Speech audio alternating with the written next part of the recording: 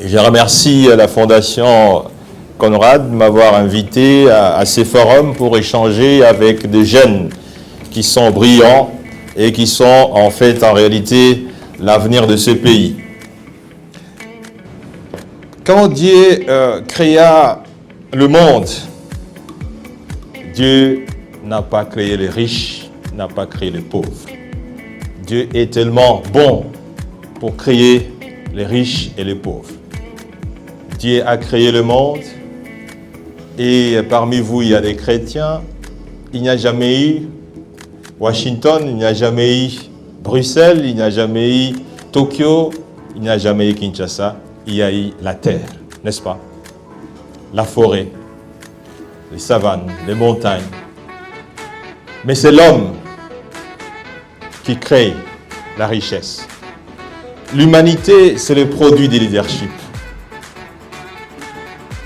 La richesse, c'est le produit du leadership. La pauvreté, c'est le produit du leadership. Voilà le mythe de leadership.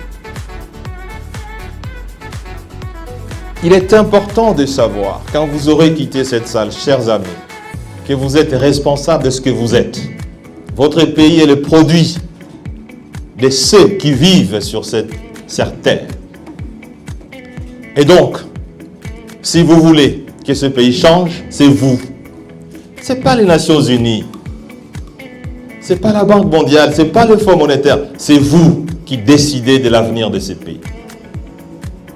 C'est vous qui décidez de votre propre avenir. Regardez l'image qui est là. On peut avoir l'image. Regardez Kinshasa. Regardez Singapour. Le produit du leadership et le produit de la malédiction du leadership. Quand Dieu créa le monde, la philosophie qui soutient la création du monde. Genèse 1, verset 28. Dieu dit, produisez, multipliez la production, distribuez, assujettissez le monde et dominez tout ce qui respire sur qui il souhaite. Voilà l'instruction que Dieu a dit. Genèse 1, 28. Il y en a qui ont compris, qui font Washington, New York, Paris, et ceux qui n'ont pas compris, fait Kinshasa, Bukavu, Lubumbashi. Le leadership, c'est cela qui est à la base du progrès, chers amis. Leadership, c'est la capacité d'un homme, d'une femme, de pouvoir influencer les autres. Pouvoir influencer les groupes, pouvoir influencer la famille, influencer les collègues. Mais comment pouvons-nous y arriver? Il faut que vous puissiez les convaincre. Il y a la conviction. Il faut que les gens qui vous suivent soient convaincus. Et il faut que vous puissiez les inspirer. L'inspiration. Voilà toute la différence. Le leadership s'accommode avec trois grands mots. L'influence sur les autres. La conviction du groupe. Ainsi que l'inspiration. Voilà la différence entre un leader et un manager. Un leader, il crée. Un manager gère la création. Un leader, il prend le risque, il s'engage. Un manager gère les risques. Un leader, il pense, il réfléchit. Le manager gère les résultats de la réflexion. Un leader, il projette dans l'avenir. Le manager, il gère les résultats, les objectifs qu'il faut atteindre. Un leader, il a des fonds, des gens qui pensent, qui l'inspirent. Un manager, il a des employés. Voilà la différence. Un leader, il est très différent du manager. Le manager n'est pas nécessairement un leader. Mais un leader, peut être aussi un manager. Un manager peut ne pas être un leader. Voilà la différence. Il ne faut pas confondre un leader avec un dirigeant. Vous pouvez être président de la République, premier ministre, ministre, recteur de la faculté, professeur, je ne sais pas quoi encore, et vous n'êtes pas leader. Parce que vous ne savez pas influencer quelqu'un, vous ne savez pas convaincre quelqu'un, vous ne savez pas inspirer quelqu'un. La position ne confère pas le statut de leadership ou le statut de leader. Il faut faire attention, chers amis. Voilà pourquoi il est important que vous compreniez la différence qui existe entre un leader et un manager. Il ne faut pas confondre un leader avec quelqu'un de populaire. Un musicien peut être populaire, vous pouvez l'aimer sur sa musique, comme Michael Jackson, comme Roy Wilson. Est-ce que ces hommes qui sont populaires sont des leaders? Il faut vérifier les logiciels de l'influence, les logiciels de l'inspiration et les logiciels de la conviction. Voilà ce qui va vous permettre de différencier un homme populaire d'un leader, un manager d'un dirigeant. Alors, il faut absolument que vous sachiez, la philosophie est à la base des leadership. Chers amis, la philosophie. Chacun d'entre nous doit comprendre que la philosophie est la fondation même de l'humanité. La philosophie étant comprise comme ce processus à pouvoir chercher permanemment la vérité par un questionnement permanent. Qui suis-je? Pourquoi suis-je né? Pourquoi suis-je sur la terre? Pourquoi le monde existe? Si vous répondez à ces questions, vous aurez compris que vous devez tout faire pour devenir leader. Voilà donc la capacité d'un leader à pouvoir tracter. Un leader doit avoir une vision. Si vous n'avez pas de vision, vous ne pouvez jamais être leader. Le leadership est fondé sur la vision. Vous devez avoir un rêve.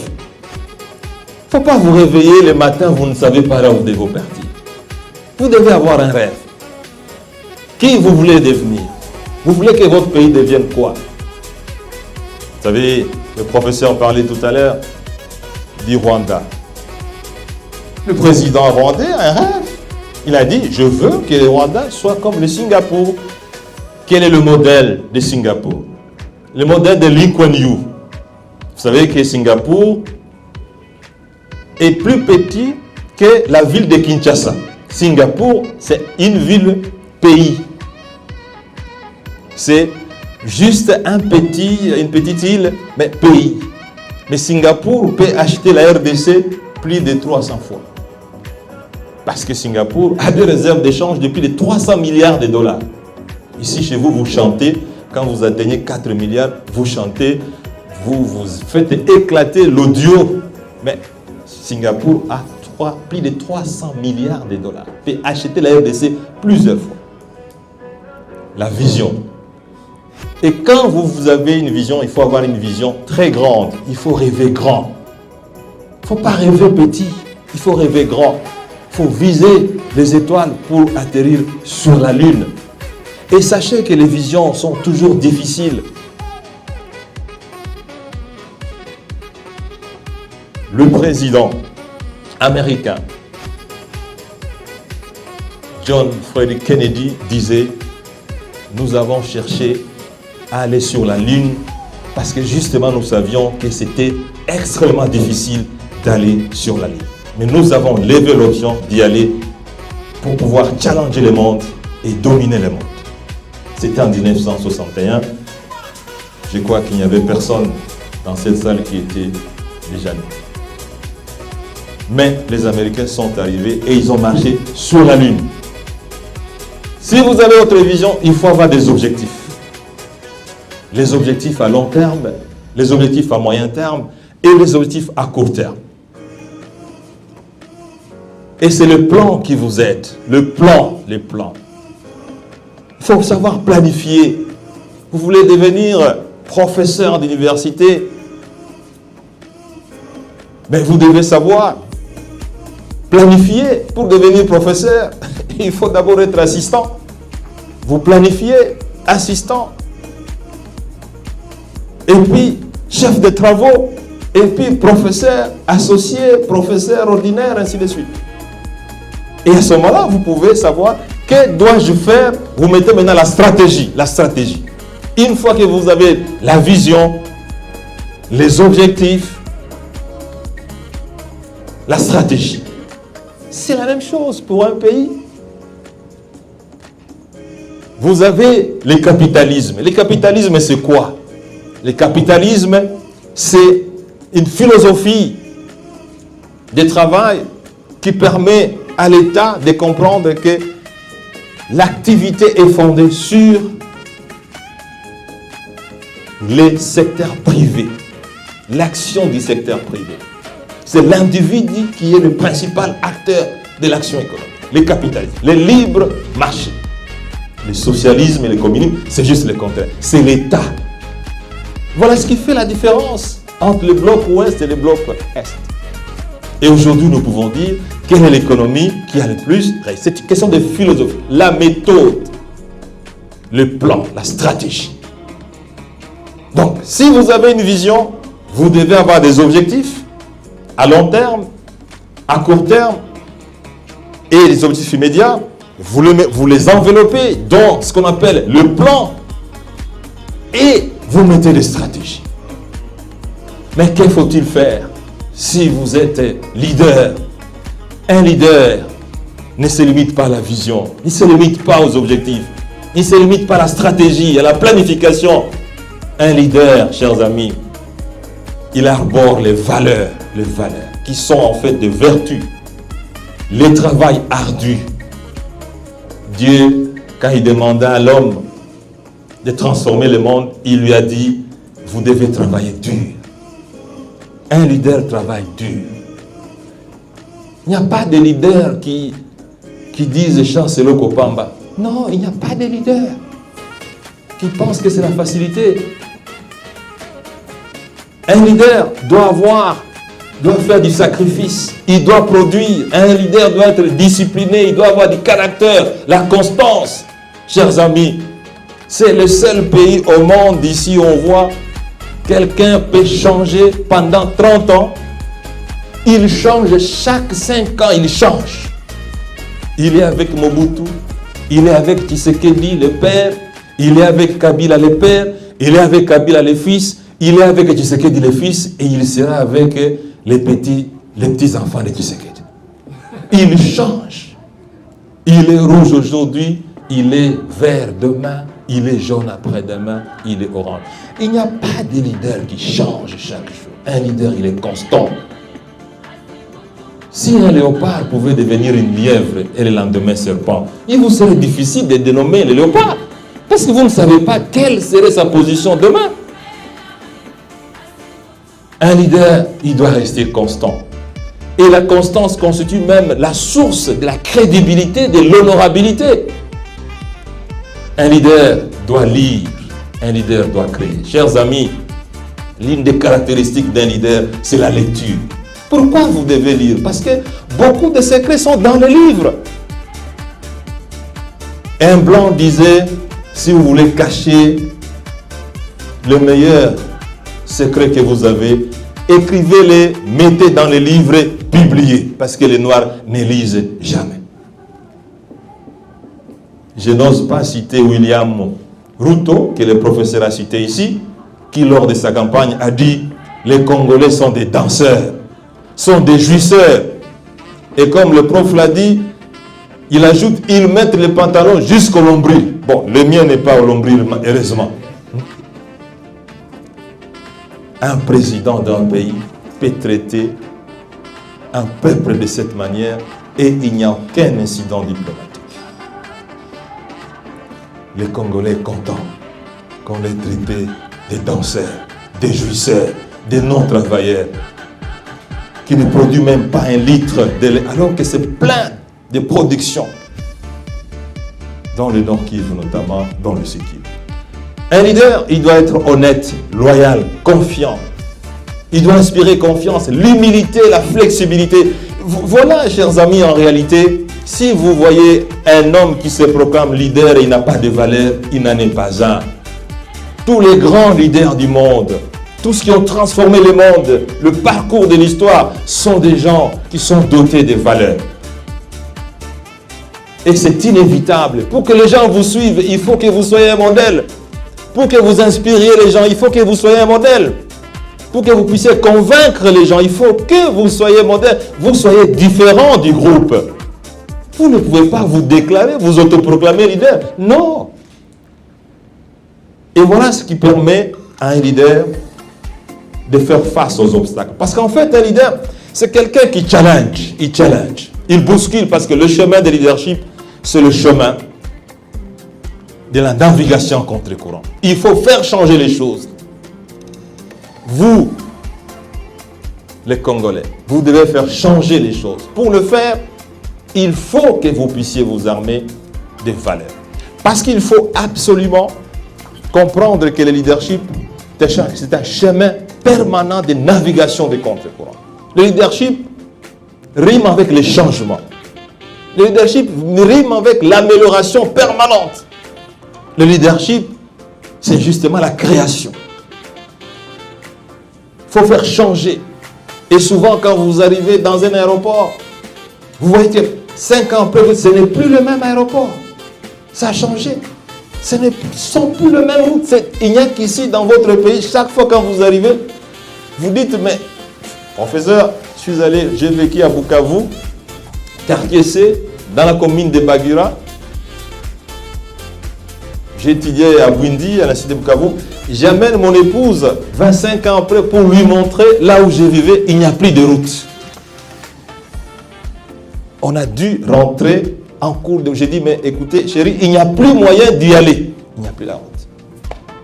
J'ai passé à pied dans les années 80 pour aller à l'école.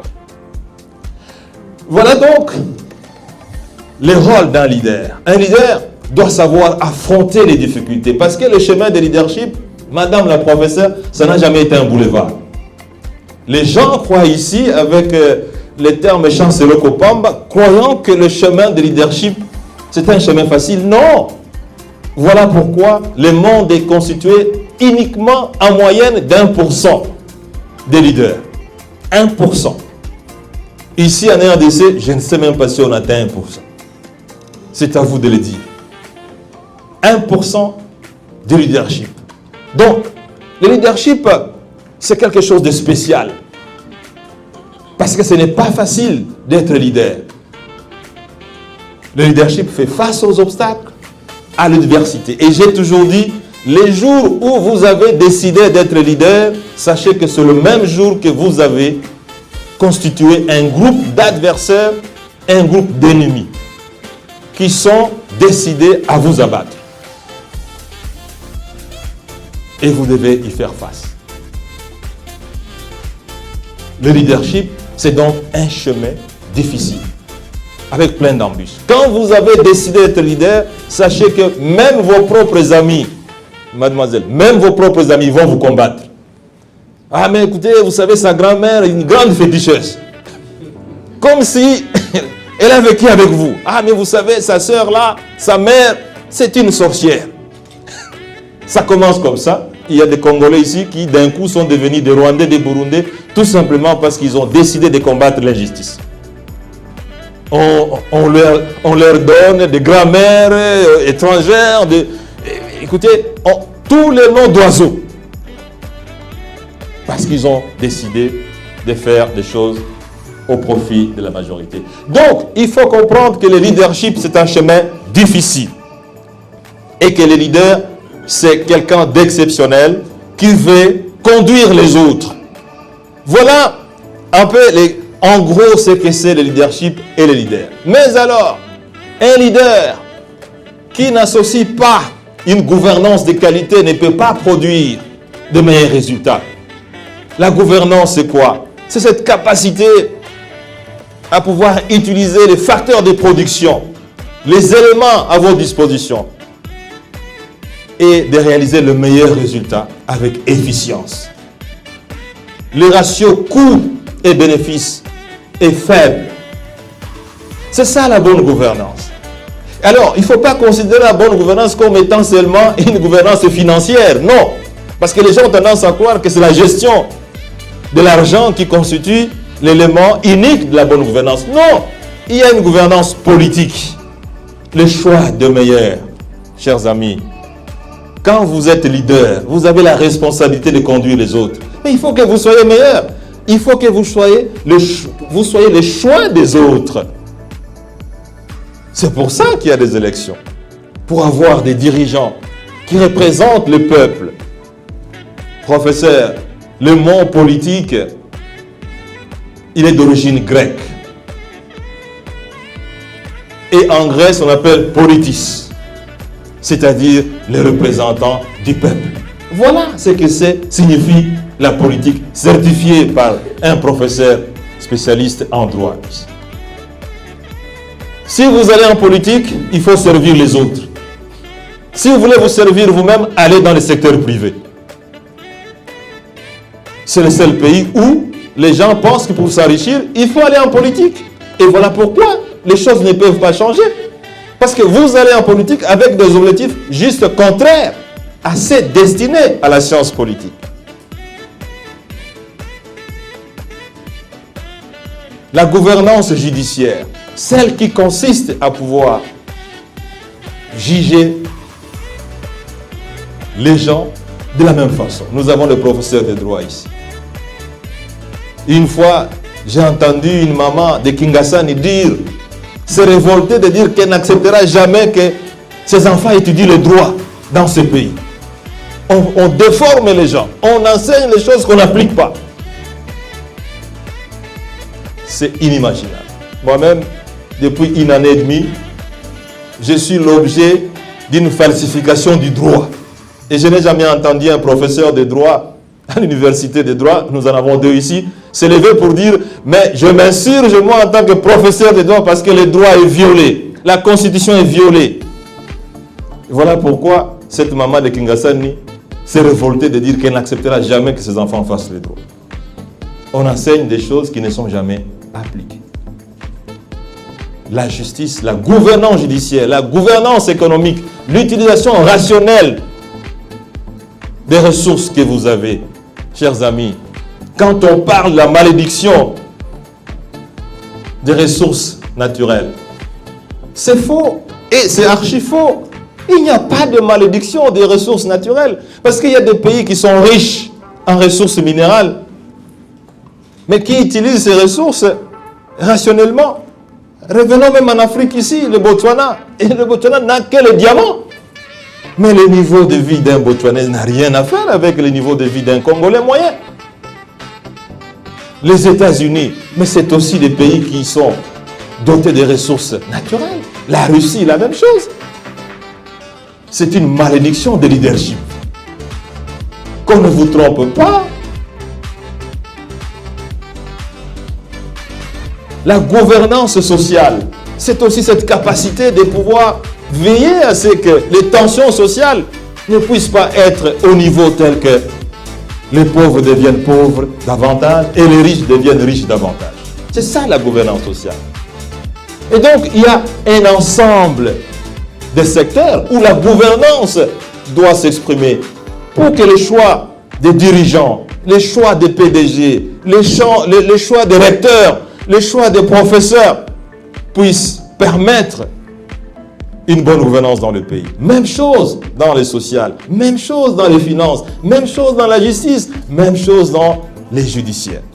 Voilà, chers amis, ce qu'on peut comprendre par la gouvernance. Alors, vous avez d'une part le leadership de qualité, de l'autre part, vous avez une gouvernance de qualité et ça vous produit le développement. Que ce soit au niveau individuel, que ce soit au niveau familial, que ce soit au niveau national, international, ce qui fait que certains pays dominent les autres et dictent les autres parce qu'à la fois ils ont un leadership de qualité et une gouvernance de qualité. Et c'est ce binôme qui produit les États forts, un État fort. Si vous voyez aujourd'hui, un président américain peut se permettre d'injurier même le président du Canada, c'est tout simplement parce qu'il sait que son État est fort. Les États-Unis peuvent se permettre de dire quoi que ce soit Parce qu'ils savent qu'ils sont forts. Un État fort, c'est un État programmateur. Je vous ai parlé ici de la planification. Un État fort, c'est un État producteur. Le professeur a dit ici, un pays où même les œufs, madame, même les œufs, il faut les importer du Rwanda. Comment voulez-vous qu'on vous respecte? Même les tomates, il faut les importer du Rwanda. Donc vous êtes devenu un pays déversoir. Vous allez à African Union Community, c'est pour qu'on puisse déverser les choses chez vous. Vous allez à SADC, c'est pour qu'on déverse les choses chez vous. Vous devez être un État programmateur, un État producteur, mais aussi un État protecteur. Chers amis, vous devez savoir que pour qu'une économie fonctionne, elle doit être protégée par l'État. Même la Grande-Bretagne, qui est l'une des économies les plus fortes aujourd'hui, parce que c'est la source de l'industrialisation. Lorsque les Britanniques ont commencé l'industrialisation, les ingénieurs britanniques n'avaient pas droit à pouvoir sortir comme ils voulaient. Ils étaient protégés. L'industrie britannique était protégée. Donc ce sont les États forts qui produisent les grandes nations, les grandes entreprises, qui produisent les grands hommes. La RDC aura du mal à produire des grandes entreprises lorsque c'est un État faible. On aura du mal à produire des grands scientifiques parce que c'est un État faible. Il n'y a pas d'université, il n'y a pas de laboratoire. Les grandes institutions, les grandes entreprises, les grands hommes, les grandes femmes proviennent des États forts. Il faut que vous ayez un État fort. Et voilà donc, les économies les plus fortes proviennent d'un leadership de qualité, d'une gouvernance de qualité. Il faut absolument que vous le sachiez, vous les jeunes ici, tant que vous n'aurez pas décidé de prendre un chemin de leadership, vous resterez dans la pauvreté. Et un petit pays de 13 millions d'habitants peut vous tétaniser, vous terroriser. Ce ne sont pas les Nations Unies qui défendront la RDC. Ce n'est pas l'Union européenne qui défendra la RDC. Et rassurez-vous, tout pays a besoin de pouvoir s'épanouir. Même en allant prendre chez les voisins. Si les voisins ne savent pas se défendre, que voulez-vous qu'ils fassent? Voilà le binôme qui produit. Il me reste 3 minutes pour consommer mes 30 minutes, professeur. Je vais terminer en disant, le leadership, c'est les facteurs clés. C'est le facteur clé pour le développement individuel, le développement familial et le développement international. Moi, je suis né d'une famille très pauvre, dans les quartiers les plus pauvres de la ville de Kindu, avec un papa tireur de vin de palme, avec une maman qui vit encore avec moi aujourd'hui, qui ne sait ni lire ni écrire, dans une maison en chaume, dormant sur une natte, mais je suis devenu ce que je suis parce que j'avais une vision. J'avais des objectifs. J'ai mis en œuvre des stratégies, discipline, valeur, gouvernance de qualité. Et voilà ce qui fait des miracles. Vous pouvez devenir des grands parce que vous avez encore le potentiel avec vous, vous avez l'avenir avec vous. L'avenir de vous-même, l'avenir de votre famille, l'avenir de votre pays, ça dépend de vous, mais il faut décider d'être des leaders. Il faut décider d'avoir la bonne gouvernance pour que ces binômes puissent créer. C'est dont ce pays a besoin. Ne soyez pas égoïstes. Le leadership, c'est justement le service au profit des autres. Martin Luther King disait, tout le monde peut devenir grand parce que tout le monde a la capacité de servir. Et John Kennedy a ajouté, vous qui êtes là, ne cherchez pas à savoir qu'est-ce que le pays a fait pour vous, mais cherchez à savoir qu'est-ce que vous faites pour votre pays. Pour que votre pays sorte de la honte, regardez cette image. En 1960, personne d'entre nous n'était pas né. En 1960, la RDC avait un revenu moyen de 1257 $ et la Corée du Sud avait un revenu moyen par habitant de 1027. et regardez là où se trouve la RDC. Question de leadership et de bonne gouvernance. Je vous remercie.